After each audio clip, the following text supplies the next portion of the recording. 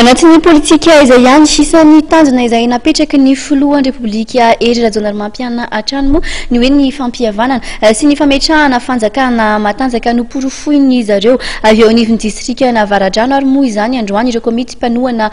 ny filoha tamin'ny alalan'ny fikarakarana ny nofokena mitampihavanana teny an-toerana. Nahafahana naneo fa mivondrona sy mirahina ankehitriny ny erivelona rehetra eny fotony izay ivondrona ny fikambanana maro samihafa sy olona avy amin'ny antoko samihafa izay vonona hiara entana amin'ny filoha ery Rajaonarimampianina amin'ny fanatanterahana ny programa nasany ho amin'ny fampandrosoana ny hetsika nofokena mitampihavanana izay notanterahana androany teny amin'ny distrika Navaradrano. Anisan'ny nanatrika ity fotoana ity ny renin'ny filoha ery Rajaonarimampianina. Nanaitra ny maro ihany koa ny fahitana ireo kandidata amin'ny fifidianana filoham-pirenena Ajo Andriananarivelo sy Sara Georges Raberso. Tazana teny an-toerana ihany koa ny vice-amiral Hippolyte Ramarson, ny général Marcel Randevo, ny général Ratima Zafy,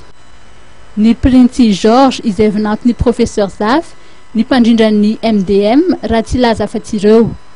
Maro ny tanjony hetsika izay notanterahana teto Avaradrano raha ny voalazan'ny filoha amboninahitry ny HVM izay nisolotena ny filoha ery Rajaonarimampianina. Miantony fihaonan'androany ity voalohany indrindra dia isaorana an'ireo olona izay nanohana ny filoha Rajaonarimampianina tamin'ny fampadaniana azy ho filohan'ny Repoblika ary koa entina irazanam-pahabe maso fa Avaradrano dia mandray miaraka amin'ny HVM an'ireo député zay lan'ireo satria ho antsika zay lany dia hoe izy zany nisolotenan'ny Avaradrano any amin'ny Assemblée nationale ary izy no hitondra ny zavatra rehetra izay hoentina mpandrosoana ny ity faritra misy atsika tika. Tsy mety raha toa ka tsy mena tson-drano izy ary tsy mety ihany koa raha toa asiana hoditra-akondro fa dia zay zany no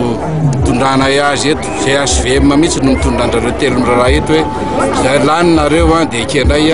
satria nareo no tokony ampandroso an'ity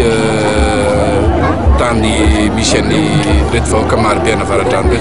reto député Tim Ravalomanana reto nandresy androany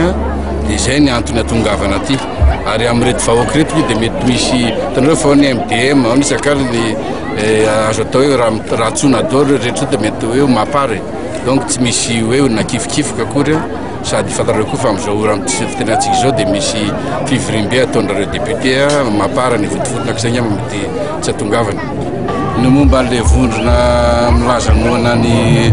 président ery Rajaonarimampianina rehetra aloha dia tsy fantatro izay tena hoe izy aby ny tena reo vondrondreo fa mahafinaritra ka aloha dia maro ny vondrona manohana azy amin'izao fotoana izao ary taka ny zavatra rehetra any hoe raha misy olona